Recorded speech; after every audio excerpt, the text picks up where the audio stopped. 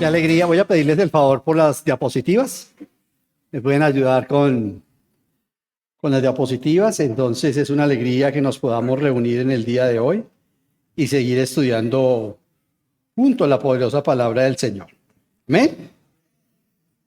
Bueno, les animo a que me acompañen al Evangelio según San Juan. Evangelio según San Juan.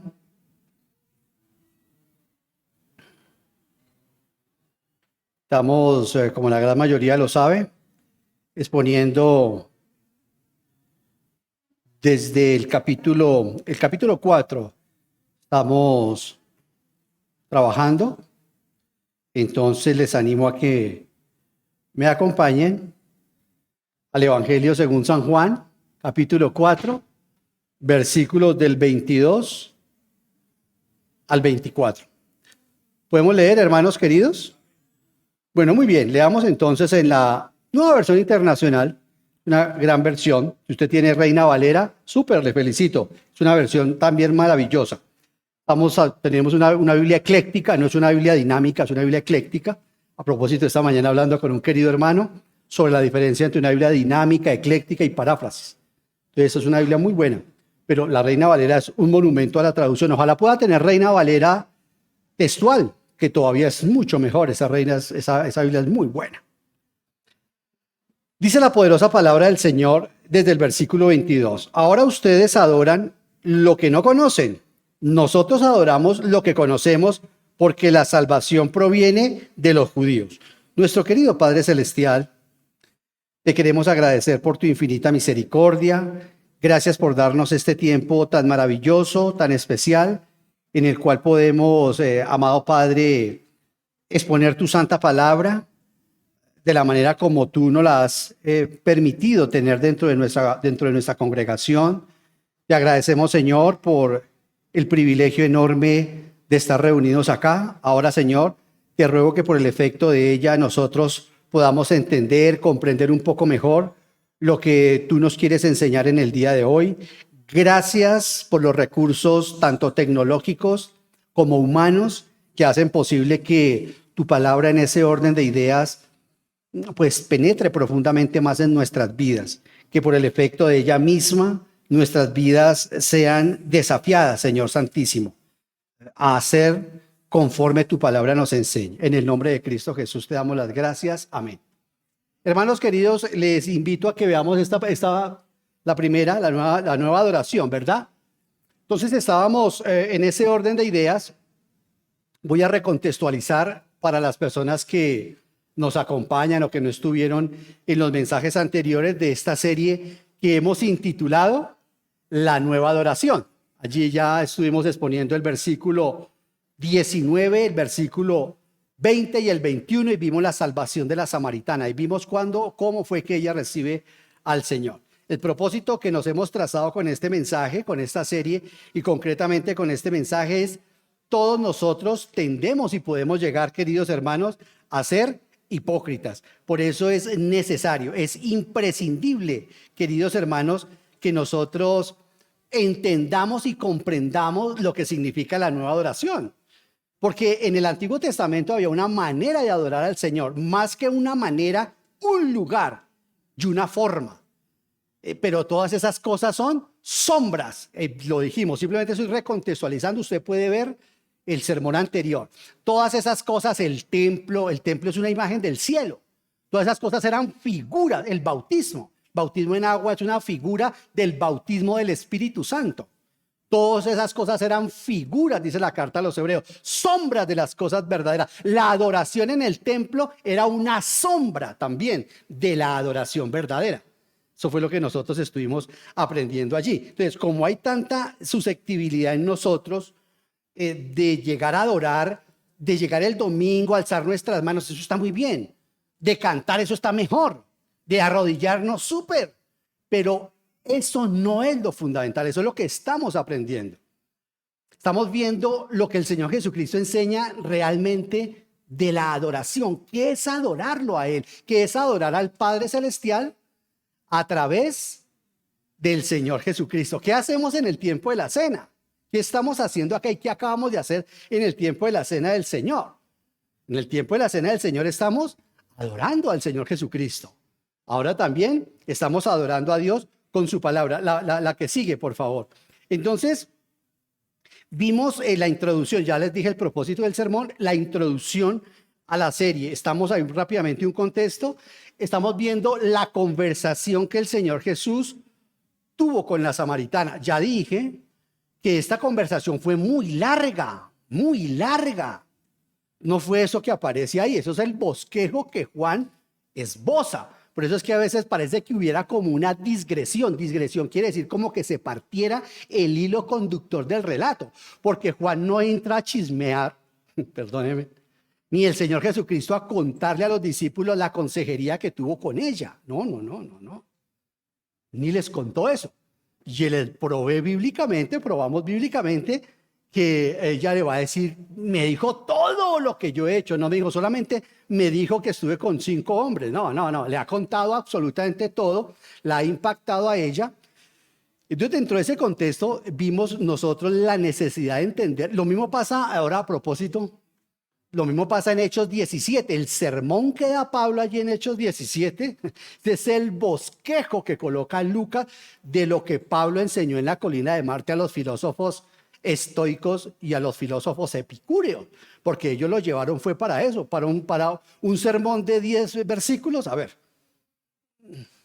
largo rato, dice Pablo, el Lucas que hablaron allá, y él saca el bosquejo. Entonces aquí pasa lo mismo.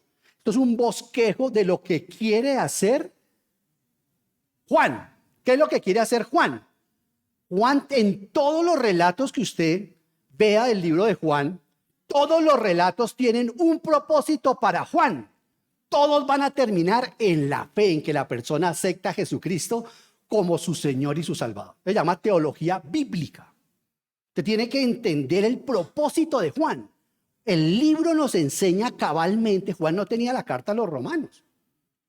Juan no tenía muchas cosas. Entonces, cada libro de la Biblia es suficiente para entender el mensaje que tiene ese mismo libro. Y ese libro nos enseña Juan que su propósito es para que creamos que estas cosas se han escrito o las he escrito para que ustedes crean que Él es el Hijo de Dios y que al creer que Él es el Hijo de Dios tengan vida eterna. Entonces aquí nos estamos, así como nos mostró la conversión de Nicodemo, la conversión de Andrés, la conversión del mismo Juan, la conversión de Pedro, la conversión ahora de esta mujer que la vimos la vez pasada. Hace 15 días vimos cómo la convierte a tal grado que ella llega a decir, ¿tú eres un profeta? No, sí, pero no todavía. Y ahí, el próximo mensaje, si nos da licencia, ya lo veremos a ella viéndolo como el Mesías. Entonces dijimos que en el capítulo 4, queridos hermanos, estructuramos que hay 4 temas, hay cuatro la forma como Juan el apóstol estructura este diálogo entre la samaritana y el Señor Jesús.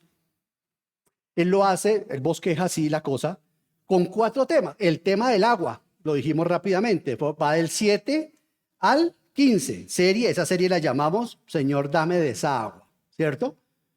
Si alguien quiere ver esos videos, súper.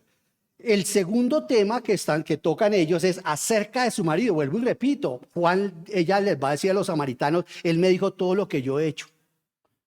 Pero solamente Juan está sacando lo que importa porque él va a hablar de la conversión de los samaritanos. Ese es el propósito fundamental de ese pasaje. Cómo Jesucristo va a ser ahora presentado a los samaritanos. Ese es el propósito del libro que tiene Juan. Lo mismo Hechos presenta cómo comenzó la iglesia en Jerusalén, luego en Samaria, luego en Judea, y luego hasta que llegó a Roma. Los libros no fueron escritos en un vacío ni histórico, ni que fue que el profeta estaba persiguiendo al Señor y cada cosita que veía. No. Son libros total. Cuando Esdras estructura la ley, cuando Esdras estructura reyes y cuando estructura crónicas, eso lo hace después del exilio. Hay que estudiar un poquito de teología bíblica, queridos hermanos. Entonces hablan aquí acerca de su marido, y ahí tenemos un tema muy hermoso, y luego acerca del lugar del culto, que es donde estamos. Acerca del lugar del culto, pero como ya ustedes les dije la vez pasada, queridos hermanos, el Señor va a trasladar, le dice, no, a ver, no es un lugar, es una persona donde ustedes van a adorar.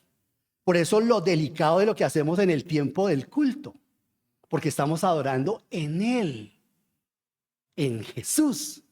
Él es nuestro sumo sacerdote. Él es la realidad de esa sombra del Antiguo Testamento. Él entra al lugar santísimo. De hecho, su cuerpo fue molido, lo leímos, lo leyeron, para poder entrar al lugar santísimo, que es donde está el Padre Celestial. Pero no porque realmente allá en Israel, allá dentro, a través de ese velo, o sea, si alguien entraba, el Señor lo podía matar. Nunca se ve que haya ocurrido eso.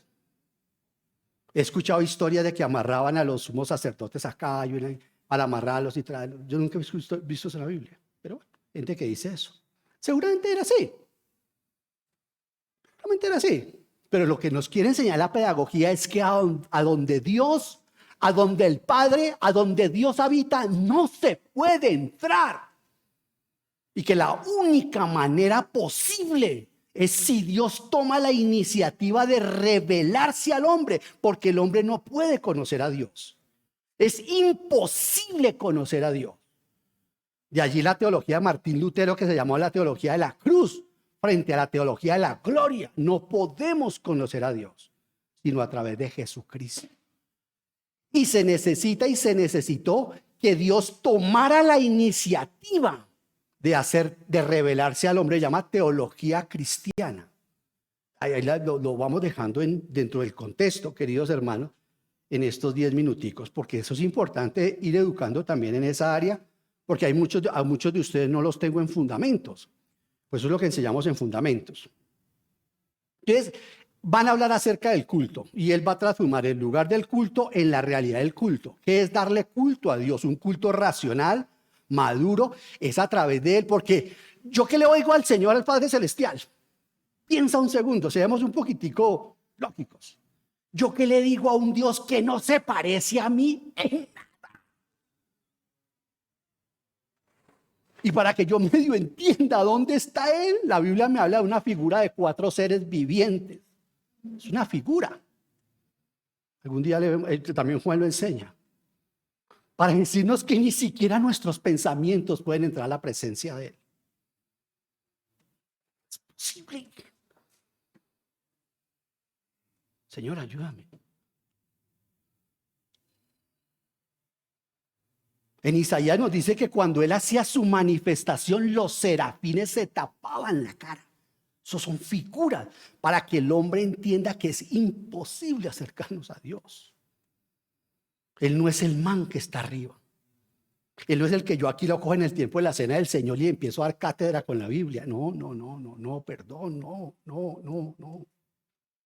Él es Dios. Habita en luz inaccesible, a quien ningún hombre puede ver ni jamás lo veremos en la eternidad. Todo lo que se verá es el Señor Jesús. Entonces, todas esas figuras, por eso hablan de seres serafines que ni siquiera ellos podían ver porque ellos no están al lado del Señor. Y entonces, ¿qué más hoy, Señor? El Señor hace su aparición. Y cuando hace su aparición, estos seres se tapaban, pero no es que permanezcan los ángeles al lado del Señor. Hay que madurar, queridos hermanos, un poco. Porque de esa manera entendemos la magnitud de eso que cantábamos ahorita. Él me amó y se encarnó y vino por mí. Tocamos a Dios. Esa es la lucha contra la teología racional y la filosofía, que esa gente sí la tiene clara. Dice, ¿cómo van a decir ustedes que Dios se encarnó? Y Dios es inconocible, según Kant. Y es cierto, según la Biblia. El apóstol Pablo lo dice también, a Dios no nadie lo puede conocer, nadie lo ve, nadie lo ha visto. Y Juan lo dice, nadie lo verá ni lo puede ver, el único que tiene inmortalidad en sí mismo. El Antiguo Testamento lo único que nos enseñó el Padre es que Él era santo, santo, santo. El Nuevo Testamento tenemos que esperar para enseñarnos que Él también es espíritu, como lo veremos hoy, y que también es luz y que también es amor. Entonces, allí vamos en ese tema. Luego la que sigue. Luego veremos, perdóname, la anterior.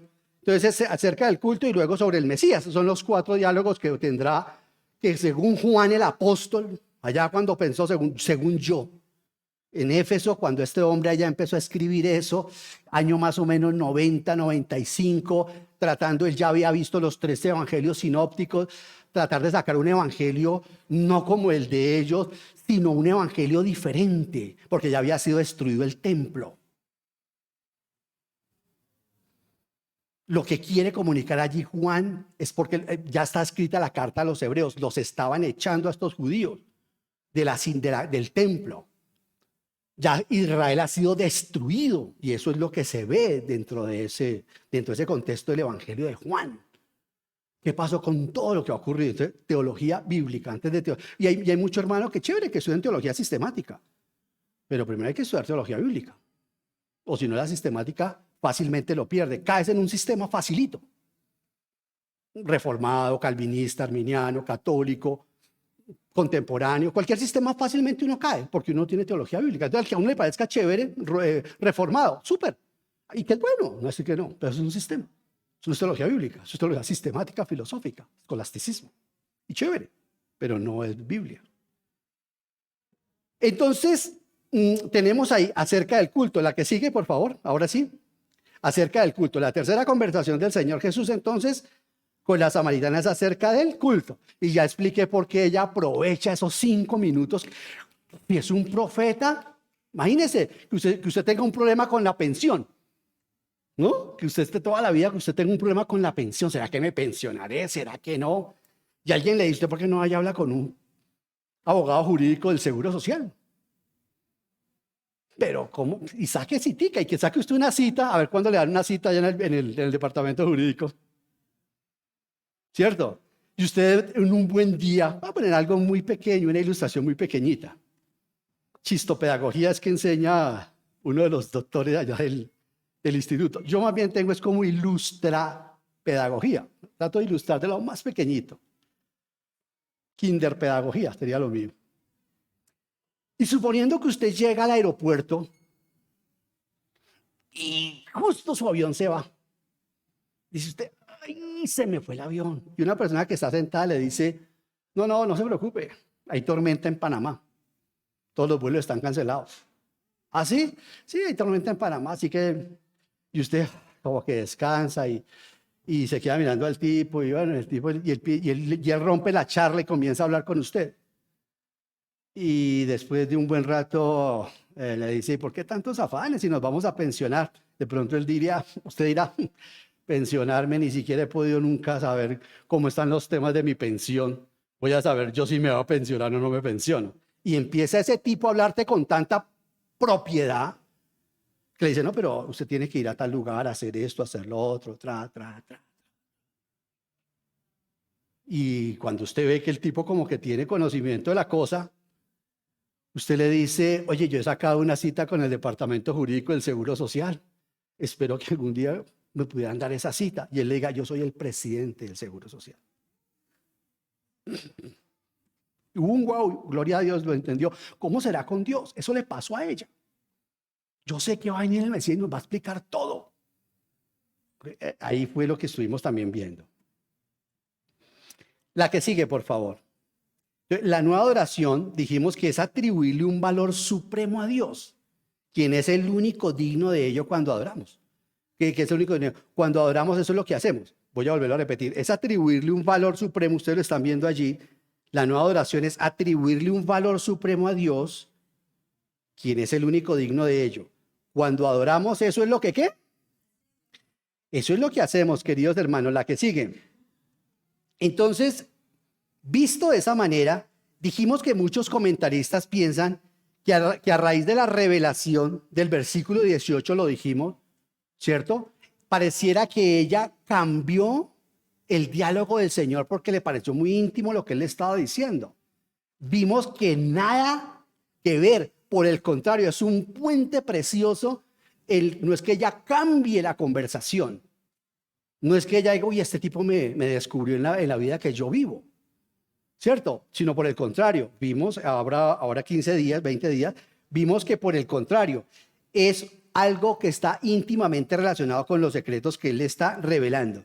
Entonces, no es que ella trate de cambiar el tema, sino que la pregunta tiene que ver con la revelación de que ella descubre que es un profeta. Y dijimos también, ya con esto prácticamente espero ya quedar para el día de hoy, y dijimos también que el hecho de que venga de esa mujer, que él es un profeta, eso es algo grandísimo, porque ellos no reconocían los libros de la monarquía, los libros de Reyes, Crónicas, Samuel, bueno, de Reyes, lo de Salomón, lo de Elías y lo de Eliseo, porque ellos eran samaritanos, ella era el reino del norte. Eso sí reconocían, pero los libros de Crónicas de Reyes, pues se llaman Crónicas de los Reyes de Israel. Esos libros ellos no reconocían los profetas que fueron enviados a Judá, por eso ignoraban, y Cristo le va a decir, por eso ustedes ignoran, porque no tienen o no reconocen toda la revelación que mi Padre ha dado. Entonces, ella va allí, ahí en Juan 19, vimos que esa declaración que ella hace es maravillosa, porque para ellos no hay profeta. Para ellos Isaías no era un profeta. Para ellos los profetas eran Elías y Eliseo. De pronto Amós, que fue enviado también al reino del norte. Pero todos los profetas como Jeremías, como Ezequiel, dígame usted Daniel, que fueron enviados al reino del sur, ahí empieza uno a darse cuenta de la importancia de tener panorama bíblico. Ellos no lo reconocían. No habían profetas, no habían profetas verdaderos. Y el hecho de que ella reconozca en ese judío, y por eso Juan todo lo hace de manera intencional.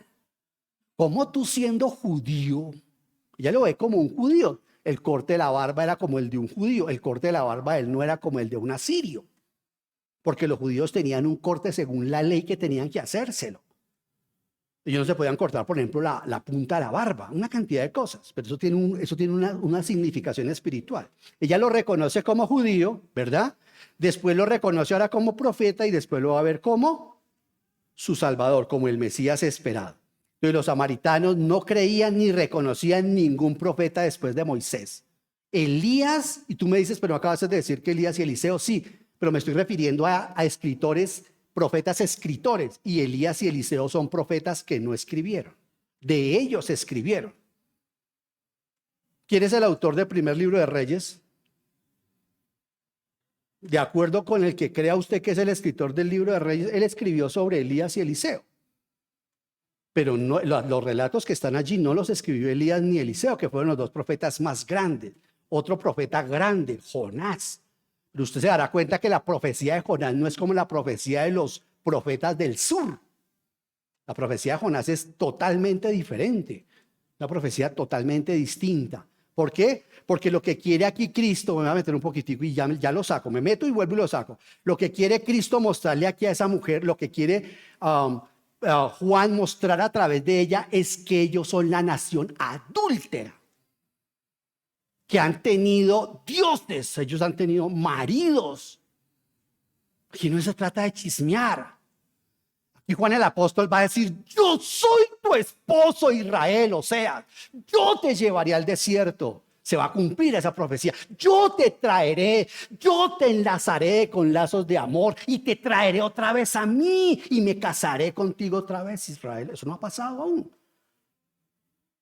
Y Juan necesita dejar eso clavado, querida iglesia, en el corazón de todos los judíos y de todos nosotros, para que se den cuenta que Israel va a ser restaurada nuevamente. Usted hace la analogía que Juan es un evangelio completamente simbólico. No, o sea que sus historias son mentiras. No, sus historias son verdaderas, pero él persigue un propósito. Por eso en este evangelio no hay parábolas, hay alegorías. Todo tiene una intencionalidad, una premeditación de Juan de enseñarnos de quién es el Señor Jesús. Amén. Ya no me meto más en teología bíblica. Pero eso es importante entender. Ahora, no quiere decir, o sea que ya no tenía, sí, ella tenía, y actualmente el marido que tenía, por eso es que la escoge, por eso es que empieza uno con razón, tenía que pasar el Señor Jesús, porque esa mujer es el arquetipo perfecto, exacto, pluscuamperfecto, si me lo permites, de la situación histórica y nacional que atravesaba Samaria. Y el rey que actualmente no era tampoco su rey. Y el que ahora tienes tampoco es tu marido, le dice. Ahí está, digamos, el lenguaje teológico de lo que persigue Juan no es buscar chismes, querido. ¿Mm? Siquén. ¿Por qué están en Siquén? Gracias. ¿Por qué están en Siquén? Porque Siquén es una de las ciudades de refugio. Siquén es una de las 11 ciudades de refugio que tenía Israel.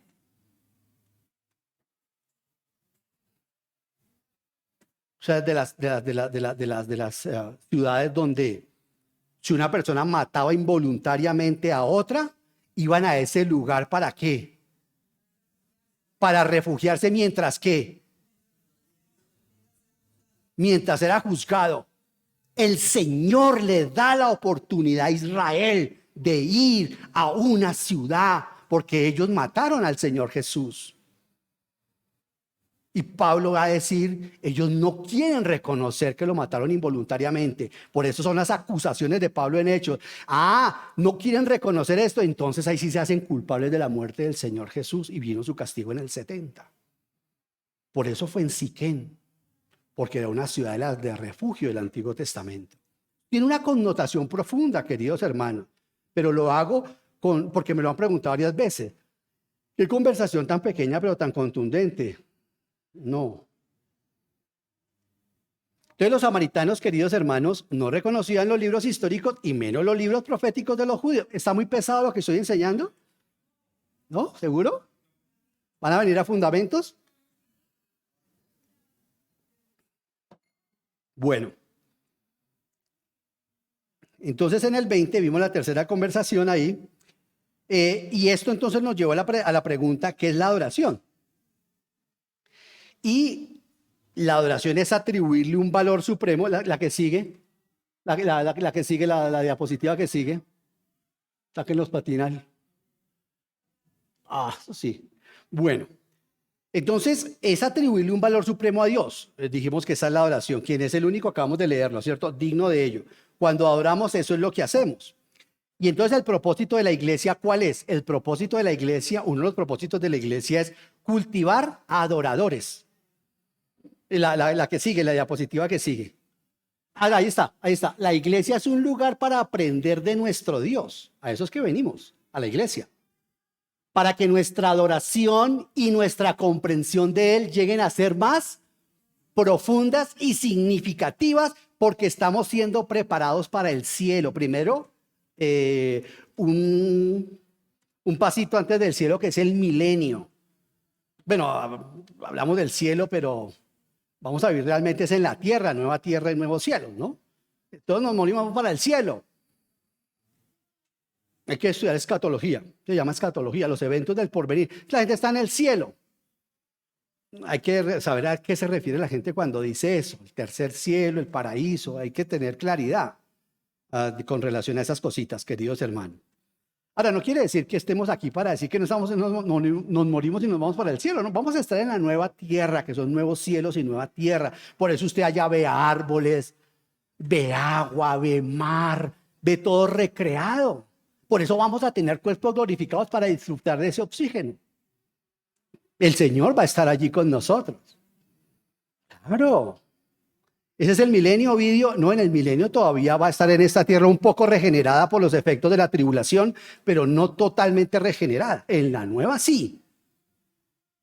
En la nueva sí. Para ese lugar estamos hechos. Le estoy pidiendo al Señor que yo quisiera, decía estos días a mi esposa, que yo quería pedirle al Señor si puedo ser veterinario allá en ese reino de Él. Amo tanto los animalitos. A mí me gustaría ser veterinario. Y allá cuidando los animalitos de allá. Bueno, listo. Borren eso, editen. Entonces venimos al culto y le damos nuestra alabanza y nuestra gratitud al Señor. La que sigue, por favor. La meta que debemos proponernos es convertirnos en esta vida en los adoradores de Dios más perfectos que podamos ser, tal como esperamos serlo por toda la eternidad. Aquí estamos haciendo ensayitos. Así como Lucy, Sandrita van a comenzar a hacer sus ensayos, ¿cierto? De Navidad. Así también nosotros acá en la iglesia estamos ensayando para encontrarnos con Él. Estamos siendo preparadas como reina para tener nuestro matrimonio eterno con Él. Matrimonio simbólico.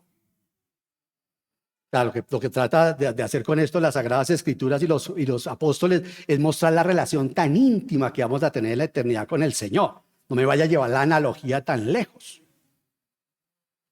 No me lleve la analogía tan lejos. Matrimonio porque es la relación más grande que hay en la humanidad, en la eternidad. Ni los ángeles se casan. Por eso es sorprendente cuando se habla de las relaciones de las mujeres y de los hombres allá en Génesis 6, por lo cual viene el diluvio. Porque allí no se dice que se acostaban, allí dice que se casaban.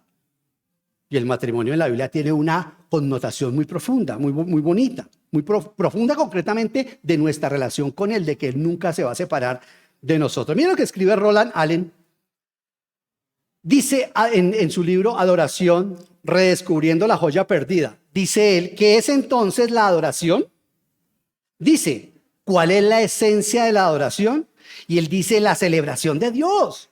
Cuando adoramos a Dios, le celebramos, le exaltamos, entonamos sus alabanzas, nos jactamos con Él.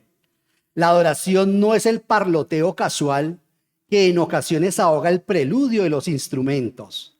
Adoramos a Dios cuando permitimos que el preludio de la guitarra sintonice nuestros corazones a la gloria de Dios mediante la música. La adoración no es decir entre dientes oraciones o decir de labios para afuera las palabras de himnos con escaso pensamiento y poco corazón. No, adoramos a Dios cuando nos unimos con fervor en la oración y con la intensidad en el canto pensando en lo que estamos cantando.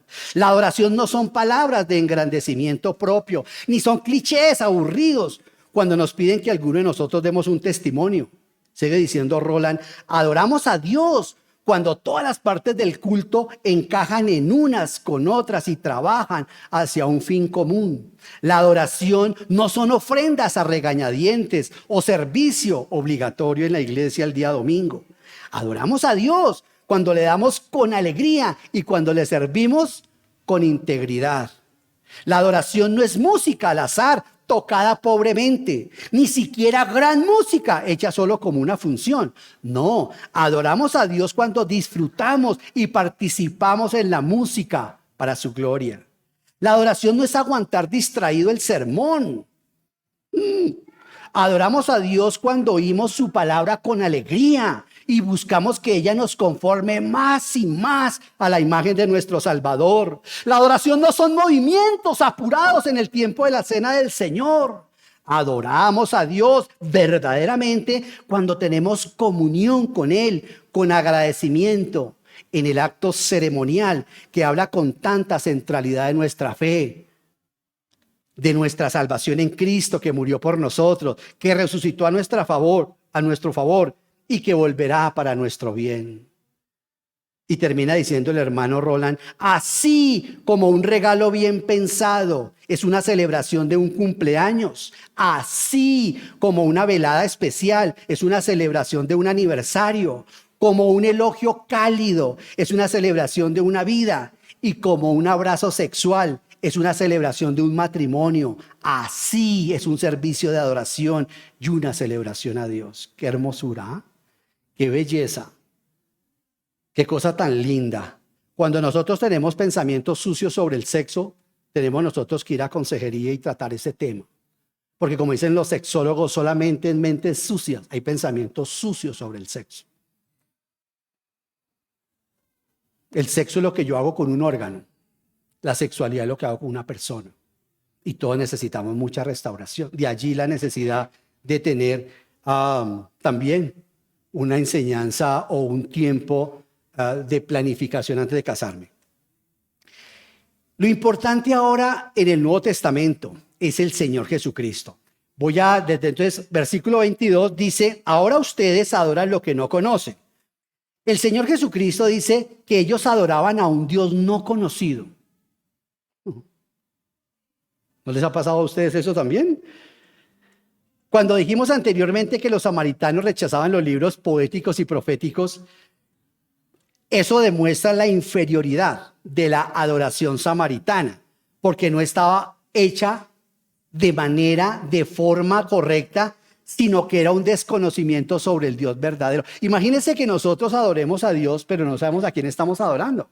como nos pasaba en la iglesia romana, ¿cierto? Yo a la iglesia romana iba, yo veía un crucifijo allí, para aquí, para allá, pero yo nunca entraba realmente a adorar internamente al Señor. Yo estaba más bien pendiente de lo que hacía el sacerdote, de lo que hacían las demás personas, porque yo realmente no conocía a Dios, porque realmente yo no entraba a la asamblea de la adoración con el Señor. Los samaritanos adoraban a un ser complementado con el pensamiento humano de ellos, porque ignoraban ellos voluntariamente gran parte de la revelación de Dios que había dado a través de los profetas de Judá. Ellos entonces ignoraban voluntariamente al verdadero Dios. Así como pasa, por eso estamos haciendo estos paralelos de los samaritanos con los católicos romanos, a quienes debemos amar y ayudarles, y ayudarnos mutuamente. El católico adora a alguien que no conoce. Ellos creen que lo conocen. Pues a tal punto creen que lo conocen que creen que hasta San Pablo y la Virgen María nos salvan. O sea, no conocen nada de Dios. No sabe que con Dios todos estamos condenados, destituidos. Que se necesita de Dios mismo para poder hacer una reconciliación con Dios. Me mandaron en estos días un video, yo no sé si es que está editado o qué, donde le hacen esa pregunta a Francisco. Y Francisco se hace bolas, no puede contestar y lo tengo grabado. No sé si fue editado, no lo he querido retuitear porque pues no conozco el contexto y pues también quedó mal de pronto mandarlo y alguien me mande el contexto. Entonces no estamos para hablar mal de los católicos, estamos para ayudarlos. Entonces cuando a una persona le pasa eso, le pasaba a los samaritanos, no tenían la revelación completa de Dios y por eso gran parte de la revelación ellos mismos se negaban a reconocerla, que era la de los judíos por el odio que tenían mutuamente. ¿Recuerdan? De eso es culpable la nación de Judá. Porque cuando ellos llegaron a tratar de ayudar a reconstruir el templo, ellos le dijeron, chao, ustedes son mestizos, ustedes se dejaron infiltrar de los asirios, no los queremos, ellos eran mestizos, no queremos, ustedes son impuros, pero ellos eran el Israel del norte, vuelvo a repetirlo, no lo olvide, querido hermano. Para el tiempo del Señor Jesucristo, no quiero entrar en más detalles de teología bíblica, pero para el tiempo del Señor Jesucristo, se había tomado todas las 10 tribus el nombre de Samaria. Le habían quitado el nombre de Israel y le pusieron el nombre de Samaria. Así como Panamá, y ahí la capital se llama Ciudad de Panamá. Lo mismo. Samaria, que era la capital, le quitaron ese nombre y se lo pusieron fue a todas las ciudades que antes se llamaba Israel, Herodes. Entonces, queridos hermanos, es importante entender eso. Y a través de los profetas y de los reyes de los libros de Reyes y de Crónicas, ellos hubiesen aceptado esos libros, pues ellos hubieran entendido la adoración, como es, porque allí enseñan cómo fue que eso también lo enseñamos la vez pasada, cómo fue que el rey David condujo la adoración a Jerusalén y concretamente a través de Salomón al templo. Porque lo que tenían ellos, lo dijimos ahora 15 días, la adoración se hacía correctamente en el monte Gerizim, según lo hizo Moisés y lo hicieron muchos. Pero como ellos no tenían la revelación, no aceptaban la revelación de Reyes ni de Crónicas, cuando el rey David hace todos los, reúne todas las cosas para que se haga el templo, ¿cierto? De ahí la importancia de ese versículo que uno lee cuando Salomón está orando en el templo y la chequina que hace. Llena el templo. O sea, ¿eso qué quiere decir? Ay, tan chévere esta historia. Quiere decir que Dios acepta que se traslade la adoración allí. Pero el mismo Salomón reconoce por inspiración del Espíritu Santo que ni los cielos de los cielos pueden contener al Señor, sino es un sitio de adoración. Pero el Señor lo aprueba. Amén. El Señor lo aprueba. Hablaba esta mañana con un hermano amado. Yo decía, ese es el problema de la teología fundamentalista, que enfatiza demasiado la divinidad de Dios a dejar en nada la del hombre. Chévere, hay que enfatizar siempre la divinidad de Dios, pero hay que poner en el lugar correcto el propósito que Dios tiene con el hombre. ¿Y qué pasa con con la teología liberal? La teología liberal exalta demasiado, hace mucho énfasis en la humanidad y la divinidad de Dios la relega. En el fútbol eso se llama descompensación. Es un equipo descompensado. Tenemos que ser equilibrados, porque yo quiero que usted me diga de excepción de la salvación. No, mentiras, incluye la salvación, que no se hace Dios hombre. La Biblia, Dios hombre. La salvación, delante de mi Señor Jesucristo, fue 100% hombre. Todo es hombre con Dios. Entonces, hay que tener ese equilibrio, hay que saber tener ese equilibrio y no entrar en esos sistemas teológicos. Un problema grande que tiene el molinismo con eso. Entonces, la salvación es por medio de los judíos. Seguimos, versículo 22. Ahora ustedes adoran lo que no conocen. Mira lo que dice el Señor Jesucristo. Nosotros, aquí Él se solidariza con los judíos. Nosotros adoramos lo que conocemos, porque la salvación proviene de los judíos. Los judíos, a diferencia de los samaritanos, sabían bien a quién adoraban. Ellos sí sabían, ellos tenían el culto. De eso dice Pablo. Romanos 8. Romanos 9, perdón. La dispensación, la parte dispensacional de la carta. Romanos 9, texto que la teología dogmática tuerce y le aplica la elección a los gentiles. Pues teología bíblica. No, Romanos 9 es la elección de Israel, no de la iglesia ni de los gentiles. La teología dogmática nos ciega los ojos. Pero gloria a Dios por Martín Lutero. Romanos 10, el presente de Israel y cómo se salva Israel actualmente. No la iglesia. Pero ahí dice que el Romanos 10, 17 Ovidio dice que la fe viene por el oír el mensaje y el mensaje. Eso es una aplicación válida para nosotros. Pero usted tiene que entender algo muy claro, querida iglesia. La Biblia fue escrita para nosotros, ¿cierto? Diga, la Biblia fue escrita para nosotros. Vuelva a decirlo. La Biblia fue escrita para nosotros, no a nosotros.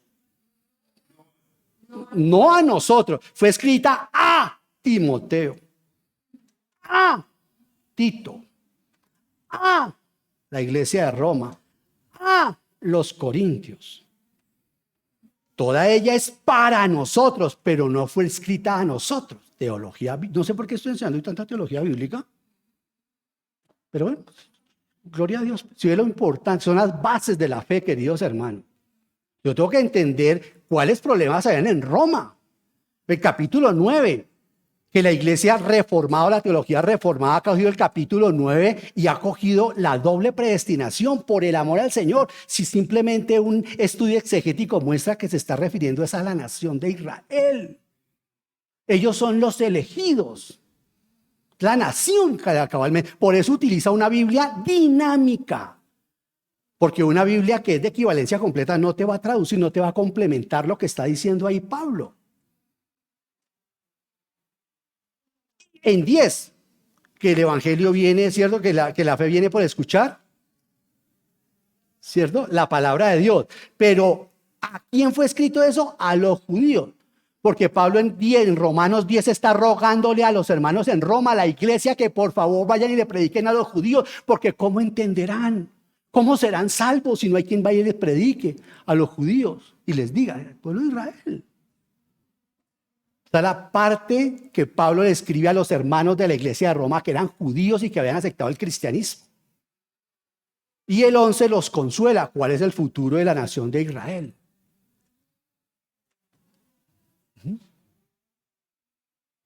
Por eso se llama la parte dispensacional de la carta. ¿Qué pasó con Israel? ¿Qué está sucediendo actualmente? ¿Por qué están endurecidos los israelitas? Lo contesta Pablo. ¿Y cuál será el futuro de ellos? Lo contesta Pablo. Entonces hay que tener mucho cuidado cuando hacemos aplicaciones. Sí, claro, también para un gentil cuando esté escuchando el evangelio, también el evangelio entra.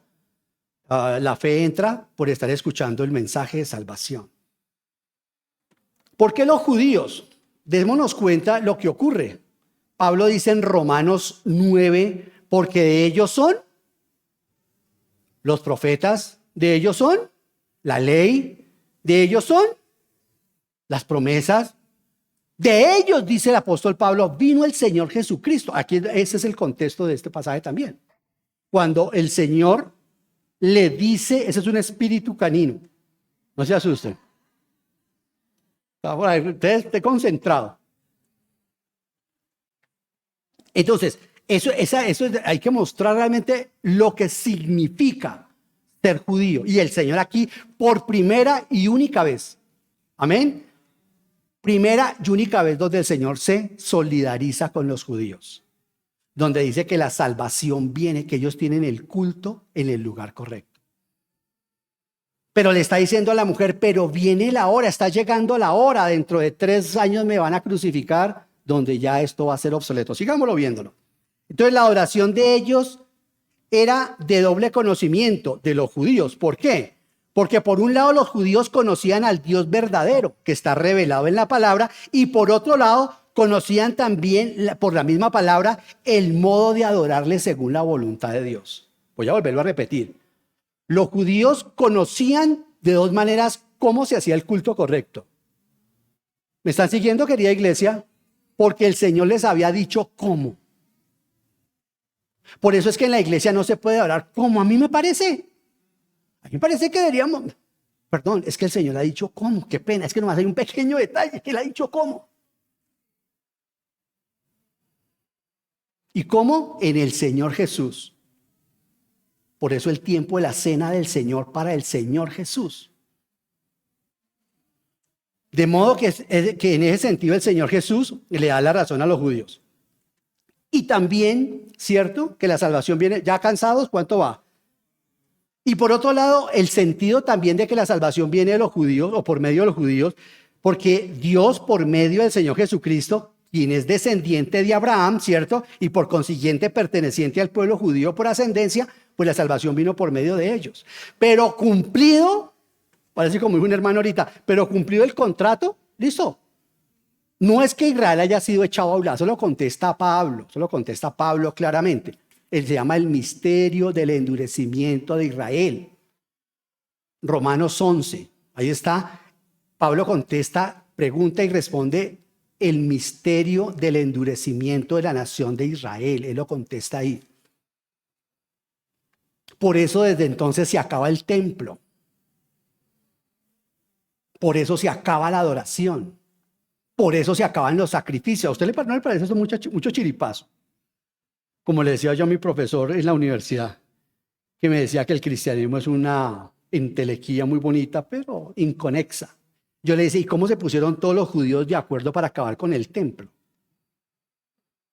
Si ahora había que adorar en ese hombre muerto y resucitado. Piensa en eso, querido, eso es apologética. Hoy también hablemos de apologética también. El templo se acabó. El templo no existe. Yo particularmente hubiera tenido problemas para llegar a la fe cristiana diciendo, ¿y entonces por qué los judíos siguen celebrando común y corriente cabritos y todo eso? Se acabó. Se cumplió la profecía que decía que dentro de poquito se iba a acabar eso. Y el Señor Jesucristo lo dijo en Mateo. Queridos hermanos, por esto decimos que la Biblia es más actual que el periódico de mañana. Las noticias de las Sagradas Escrituras son más vigentes que las noticias de mañana. Dios había determinado en soberanía que la salvación saliera dentro de los israelitas a través del Señor Jesucristo, a través de la descendencia de David. Eso no lo aceptaban. No es que no lo aceptaban los samaritanos, no lo sabían porque no tenían otra vez reyes, Samuel. Pues ni siquiera los judíos lo sabían. No la tenían clara. Entonces esta obra de salvación estaba realizándose en la persona del Señor Jesús. Y no era solo para los judíos, como lo está enseñando Juan, sino para quienes... porque había otro tema. ¿Cómo se salvaba la gente antes de la venida del Señor Jesucristo? Tenían que hacerse, eran prosélitos. Por eso la alegría en Hechos. Atención acá, otra perla. Estoy quemando perlas. Cuando dice que fueron salvados los ordenados para vida eterna. Es un texto que manipulan. Primero, Hechos es un libro histórico, no doctrinario. Todo clarito. Que si no, entonces sigamos haciendo lo que dicen los pentecostales que te tiene que hacer, llamar al Espíritu. No se puede pedir que baje el Espíritu Santo, ya bajó. Y esos ordenados para vida eterna dentro de ese contexto de Pablo, de Hechos, son los prosélitos. Porque el prosélito era aquel que no era judío, pero abrazaba la fe judía. Ellos eran gentiles. Por eso los gentiles se ponen recontra que felices de saber que ya no tenían tampoco que ser circuncidados ni hacer... mira el contexto y verá, estaban prosélitos ahí. Lucas lo hace con esa intención porque Lucas va a llegar luego a 18, donde va a llegar la salvación hasta lo último de la tierra. Son prosélitos de toda... El Felipe, el que Felipe tiene que... El eunuco, usted también era un prosélito. Él no era judío, pero él estaba circuncidado, pero no podían ser judíos. Ellos querían ser salvados. Y los judíos le decían, tienen que ser salvados si guardan la ley, si se circuncidan y si aceptan a Moisés, que es lo que quieren hacer en Hechos 15. Y es donde Pablo es enviado por la iglesia de Antioquía junto con Bernabé. Porque eso le enseñaban a los prosélitos y eso estaba bien, porque así les enseñaban hasta cuando llegó la hora. Ya en el Señor Jesucristo no hay que hacerse circuncisión, por eso Pablo dice, me llevé a Tito, que era un gentil. Entonces, hay que entender el mensaje de la Biblia, queridos hermanos. Teología bíblica, no se te olvide eso. Teología bíblica, esa es la que nos vacuna contra todos los sistemas. Después ya uno, si quiere, convencido de un sistema, como jugando ajedrez, a los que saben jugar ajedrez, no hoy mi contendor. Efraín que me está dando unas muendas. Como jugando ajedrez, usted aprende que es una apertura y aprende que es una defensa. Ya después usted adopta la apertura y la defensa que quiera, pero eso no le garantiza que siempre va a ganar con esa apertura y siempre va a ganar con esa defensa, ¿no? Pero es necesario usted aprende una apertura y una defensa. Aquí lo mismo, es necesario aprender teología bíblica y después usted entréguese de corazón a la teología dogmática que mejor le parezca, que es una teología dogmática, calvinista, dispensacionalista, arminiana, católico-romana. Eso no es pecado, pero son doctrinas dogmáticas, teología dogmática. Eso es teología bíblica, eso es teología dogmática. Teología sistemática dogmática, muy buena, súper. Eso es teología bíblica. ¿Que utiliza la teología bíblica? Sí, tiene que usarla, pero también utiliza la teología sistemática histórica. Por eso ellos dicen, no, como dice la confesión de fe de 1600 taritatata, porque es teología histórica. Pero eso no es la Biblia, cuidado. Es una sistematización que se ha hecho dentro de un sistema, luterano, lo que sea. Bueno, sigamos. ¿Seguimos? ¿Paramos? ¿Seguimos? Rumberos. Ah, yo pensaba que yo era el único rumbero, ¿no? Ah, bueno, yo también soy tan culpable. Bueno, sigamos. Versículo 23. Dice el Señor, pero me encanta esta versión porque la versión lo sigue haciendo igual que Reina Valera. No dice se acerca el tiempo, sino la hora. Y la palabra es la hora. Se acerca la hora y ha llegado ya. Ya ha llegado ya. O sea, no es un sitio, dice el Señor Jesucristo, y ha llegado ya en que los verdaderos adoradores rendirán culto al Padre en espíritu y en verdad. Bueno, aquí el Señor Jesús le dice que está llegando la hora cuando a Dios se le rendirá culto, pero ya no más en ningún sitio ni en otro. Y aquí vamos a conectar, porque usted sabe, y si no lo sabe se lo voy a decir, usted sabe que Juan y la Biblia tienen capítulos y versículos, pero eso no está así originalmente. Aquí Juan va a conectar porque el Señor dijo, tumben este templo y en 3 días lo reconstruiré. Nosotros paramos que hasta hoy llegó nuestro devocional. Bueno, ya, Señor. Hasta hoy el capítulo 1, y tocaba capítulo. Ya pasamos mañana, capítulo. Pero no, para Juan no. Pues eso es para ellos es una carta que hay que leerlo de una sola sentada. Aquí Juan está hablando de la señal del matrimonio. Del matrimonio también de restauración que va a tener la nación de Israel en cabeza de la samaritana. ¿Hasta dónde llega el tema simbólico? Ese es uno de los evangelios más bellos que hay. Eso es una obra de arte. Esto es, hasta Juan Gozaín, un periodista colombiano, dice, ese evangelio es impresionante. Yo no sé si será salvo, ojalá sea salvo ese señor.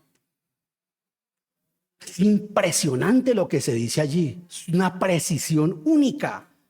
lo que hizo este hombre llamado Juan de su evangelio. No olvides, querido hermano, que estamos en la primer señal, que fue un matrimonio. Por eso el lenguaje de Juan el Bautista, cuando habla, dice, viene un hombre que inclinado, que eso se hacían en las bodas, se inclinaba el zapatico, le quitaban el zapatico, lo que hacen los quinceañeros. Todo eso yo lo enseñé. Hasta que llega la segunda señal. Entonces, aquí todavía hay ecos de eso, ecos de eso. Y Juan nos va a decir que con la llegada del Señor Jesucristo el culto apropiado ya no está ligado a ningún lugar geográfico en concreto. O sea que de manera implícita el Señor le está diciendo a la mujer samaritana, el templo va a quedar obsoleto. No diga nada, le estoy dando revelaciones muy grandes. O sea, el Señor no le dice, sí, ellos son los que tienen la oración correcta. Dice, pero viene el lugar, llega el momento y viene la hora, en donde ni en este lugar, ¿cómo así? O sea, ahí sí la sacó del estadio. Ni en este lugar ni en ninguno. El culto será tan extendido geográficamente como lo es el mismo Espíritu Santo, como es Dios mismo, el cual es Espíritu, Juan 23, porque Dios es Espíritu. Entonces el culto no será solamente, queridos hermanos, en espíritu, sino que será también en verdad. ¿Cansados? Paro ahí. Voy a terminar este versículo 24. Entonces, aquí dice el Señor, debe ser conforme a aquello que la manifestación de la verdad, o sea, Jesucristo, es la verdad. Se tiene que hacer. Míralo ahí en Juan, atrasito, Juan 2, 19 al 22. Juan 2, voltee una hojita, vuelva atrás su Biblia, Juan 2, para que entienda esto en espíritu y en verdad, que es hacerlo en espíritu y en verdad. Dice, destruyan este templo, respondió Jesús, y lo levantaré de nuevo en 3 días. Tardaron 46 años en construir este templo, ¿y tú vas a levantarlo en 3 días? Pero el templo al que se refería era su propio cuerpo. Así pues, cuando se levantó de entre los muertos, sus discípulos se acordaron de lo que había dicho y creyeron en la Escritura y en las palabras de Jesús. ¿Se dan cuenta? Ahora adoramos ¿en quién? En el Señor Jesús. No hay manera de yo descrestar a Dios si no es a través de Él. Es nuestro sumo sacerdote. Por eso es que Pablo dice que la iglesia es levantada cuando empezamos a adorar a Dios. Entonces, en espíritu, es decir, el contraste con las observancias externas de la ley. Porque en las observancias externas de la ley había que hacer una cantidad de aspavientos. Los hombres tenían que cubrirse la cabeza, había que hacer una cantidad de cosas. Tenían que haber una cantidad había una ceremonia para adorar al Señor. Eso es lo que quiere decir, en espíritu y en verdad. En verdad es el Señor Jesucristo. En espíritu, sin acto de ceremonias ya.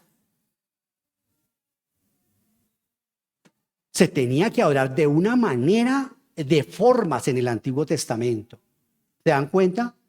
Dice el Señor, ya no es así, es con tu integridad, con una vida íntegra, verdadera. Por eso es que tenemos el tiempo de la cena del Señor antes de la predicación también. Y por eso es que la tenemos cada 8 días. Para decirle, Señor, yo no estoy, aquí estoy, Señor, no soy digno. Entonces la suprema razón de este cambio, la vamos a dejar para dentro de 8 días. Bueno, en realidad dentro de 15, dentro de 8 días tenemos un invitado. Vengan, por favor, tenemos un buen invitado dentro de 8 días. Queridos hermanos, déjenme solamente hacer una pequeña aplicación acá y ahí terminamos. La forma como nosotros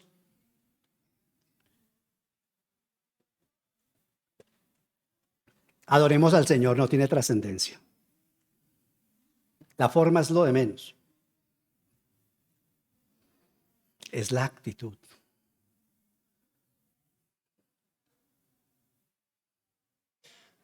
Es la ofrenda de Abel, lo que yo le traigo a Él, o sea, mi cuerpo. El Señor quiere, como nos enseña Pablo en Romanos 12, que cada 8 días, comunitariamente, abramos nuestro cuerpo, nuestro templo y lo adoremos a Él. Usted es el sacerdote, no el sumo sacerdote. Nuestro sumo sacerdote es el Señor Jesús. Y ahí está la pedagogía en el Antiguo Testamento. Los sacerdotes llevaban el sacrificio. El sumo sacerdote era el que podía hacer el resto de cosas, regar sangre, entrar al lugar santísimo. ¿Quién entra al lugar santísimo? El Señor Jesús. En esta dispensación, ya entendiendo qué fue lo que ocurrió, Él. Tenemos que seguir presentando adoración al Señor, por favor. Cuando yo estoy en una correcta relación con mi esposa, estoy adorando al Señor. Cuando yo estoy en una correcta relación con mis hijos, estoy adorando al Señor. Cuando yo voy al trabajo, pero no simplemente para trabajar, cuando me vea mi jefe, yo estoy adorando al Señor. Mi vida debe ser un cántico de adoración. Cuando yo me inclino a lavar los baños, porque ese es mi trabajo, porque soy taxista, porque trabajo en el servicio, porque soy profesor o porque soy carpintero, por lo que sea, yo estoy adorando a Dios. Se acabó el templo físico. Se acabó el concepto laico y religioso. El Señor Jesucristo, gloria a su nombre, ha sacado el bautismo y la cena del templo. Por eso no las instituyó en el templo, sino las instituyó en un río y en un restaurante, en el cenáculo y en el río, el bautismo. Porque esto ya no son formas, ya no son maneras, es a través de Él que el Padre Celestial recibe lo que yo diga, lo que yo le traiga, lo que yo hable. Eso es lo que significa en el nombre del Señor Jesús. Mis necesidades como hombre, como mujer, Él las entiende. El Padre Celestial experimenta eso y lo conoce a través de la única persona que está en el cielo y que es un hombre. No es posible. Mira la arrogancia donde nos puede llevar la religión y la teología dogmática que le pasó a los judíos. Ellos tenían una arrogancia que mataron al Señor Jesús. Mataron a Pablo. Mataron a los profetas. El evangelista Esteban les dice, y hasta el día de hoy ustedes siguen duros, endurecidos, no dejan que el Espíritu Santo les hable. No, porque no coincide con nuestra teología. En uno de esos actos donde Pablo pudo haber echado solamente su condición de romano, de hecho así ocurre, para salvarse de la muerte. ¿Sabe qué ocurre en ese momento que es para uno llorar? Como no entendía hebreo, en realidad era arameo, el evangelio de Mateo para los arameos. Como no entendía arameo, le dice el comandante, vea, golpea a este tipo, a Pablo, hasta que nos enteremos, porque es que este pueblo grita y lo quiere matar de esa manera. Y cuando lo va, como él está entendiendo latín, que Pablo es romano, latín, le habla y le pregunta y le dice, ¿te es correcto golpear? Eso no se ve en la Biblia, toca verlo a través de la teología bíblica. ¿Golpear a un romano? ¿Cómo eres tú romano? Le pregunta en latín y el rey Pablo le contesta en latín. Y luego le habla en griego y Pablo le contesta en griego. Y le dice, ¿me permite hablarles a estas personas? Adelante. Y dice, empezó a hablar en hebreo, pero no era hebreo. El hebreo ya no se hablaba, era arameo. Y empieza a hablar en arameo a ese pueblo. ¿Y sabe qué hace Pablo? En vez de justificarse y salir y decir, paticas a correr, les dice esto que les estoy hablando. Son duros. Vaya si ustedes son duros, re duros. Mire el Señor, porque la teología y la religión produce eso en el corazón, hermano. Dureza. A tal grado que esa gente llegó a creer que se salvaban por obras de la ley. Pablo en Romanos les dice no. Entonces, porque antes nos salvábamos por obras de la ley, Pablo dice no, nunca, jamás. Y les da dos ejemplos, Abraham y David. El hombre es justificado por... Yo tengo que adorar al Señor en fe. Todo lo que haga, su vida marital, su trabajo. Todo, por favor, hazlo en el Señor Jesús y para la gloria de Él. Ya tú sabes, el templo, tu cuerpo, según Pablo. Ya tú sabes, el sacrificio a presentar, tu cuerpo, tu vida, tu condición, tu cruz, si es tu matrimonio, o tu trabajo, tu universidad, o tus estudios. Tu cuerpo entero presentarlo, pero no como sacrificio muerto, sino como sacrificio vivo. Y todos los días abro yo mi culto y empiezo a darle un culto racional que se llama el devocional. Padre, te damos gracias por este tiempo. Toda la gloria para ti. Gracias, porque tampoco yo conozco tu palabra, Señor. Como alguien pudiera en su corazón estar pensando que yo conozco mucho. Yo no sé nada, Señor. Y mi Señor sabe que no lo digo con modestia pública. No, nadie sabemos nada, Señor. Tú sí, Señor Jesús. ¿Cómo llegar a explicarte a ti la Biblia? Imposible, Señor. Si tú eres la Biblia misma. Señor, como decía aquel hombre de la iglesia primitiva, somos bebés cuando estudiamos teología para aprender a decir, pa. Ayúdanos, Señor, a acercarnos a ti para podernos comunicar correctamente. Gracias, Señor, por tu santa palabra. Gracias por la manera como se estructuró este diálogo tan profundo, Señor Santísimo, y que hoy ha servido de una manera también práctica para nosotros, para entender, comprender, Señor Santísimo, por qué ese cambio tan absoluto. No es que tú eres un Dios que diga una cosa y al otro digas otra, como te acusan los que no conocen al Señor Jesús. Que la Biblia se contradice porque tú te contradices. Perdóname, yo también lo creía, Señor.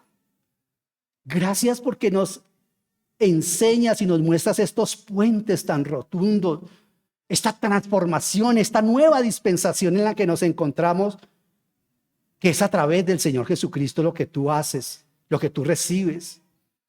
Señor, ¿cuántas veces hemos enseñado rápidamente la doctrina de la encarnación?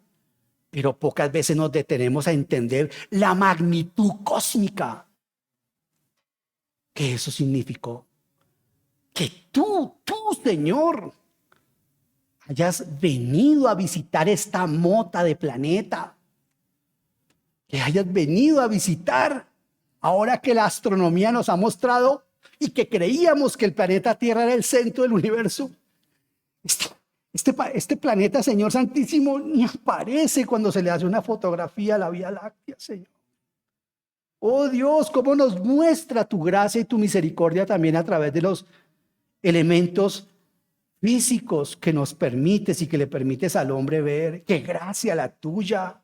No me quedan palabras a mí sino decir, como dijo Ru, ¿qué has visto en tu sierva para que te fijes en ella? ¿Qué has visto en este planeta que tu palabra dice que tiembla cada vez que tus ojos purísimos la miran? Señor, la tierra tiene cosas que decirnos cada vez que tiembla. Tu palabra dice que este planeta es el tapete de tus sagrados pies, Señor.